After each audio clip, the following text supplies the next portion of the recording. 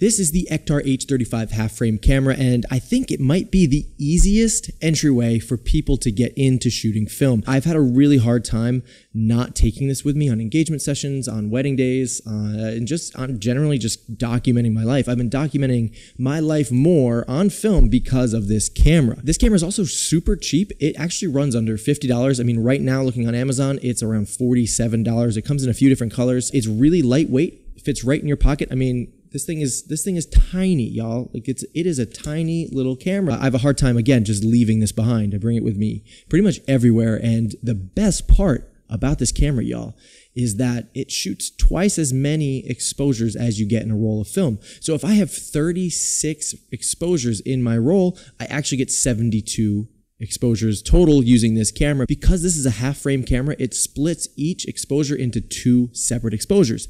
It is sweet, especially since the cost of film is on the rise and like the most expensive it's ever been. It's ridiculous. So yeah, it doubles your shots essentially when you shoot with this camera. And it just, again, it just gives this really cool, vibey, natural, spontaneous, candid, nostalgic look. And so I've been using this on wedding days.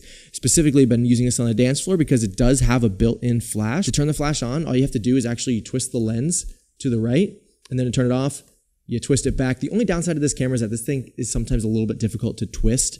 That's about it though. It does take one AAA battery, and that AAA will drain only if the flash is on. So I highly recommend just keeping an eye on that. If you are going to turn the flash on, make sure you turn it off after you're done using it. Otherwise, your battery will drain pretty quickly. Look, it is a point and shoot camera. It is a fixed f9 and a shutter speed at 1/100, which means that everything will be in focus and things may be blurry sometimes, but if you're in the right light, if you're in like a lot of sunlight, this thing is gonna crush these pictures. It's gonna look great. This thing's pretty easy to load as well. It's just loads like a regular camera, you know. The only other thing too I would say is that I recommend shooting just a little bit wider than what you expect. When you look through here, you know, you're going to be able to see kind of where it cuts off, but it's not 100% accurate. So I do recommend shooting just a tad bit wider, you know, compose and then lean back just a little bit just to get a little bit of some extra room in case you want to crop later on.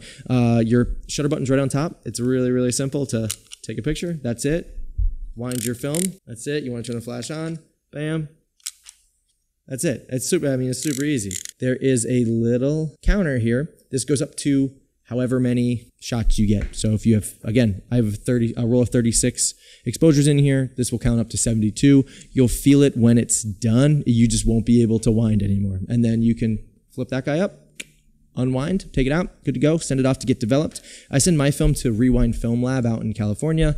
Been using them for the last year, really love the quality that they send me. And once I get these scans back from them, I end up taking them into Lightroom and I separate each exposure into its own image just by cropping. And I make sure that when they scan that they're actually scanning at a higher resolution, since I know that I'm going to be cutting essentially that resolution in half when I take it into Lightroom. So I highly recommend this camera if you're looking to get into film photography. This is a really great place to start. Lightweight, compact, reusable, essentially point and shoot camera. The Kodak Ektar H35 half frame camera has quickly become one of my favorites, and I highly recommend it to anybody who wants to start shooting film. And if you guys want to see what else is in my camera bag this year, then go watch this video here.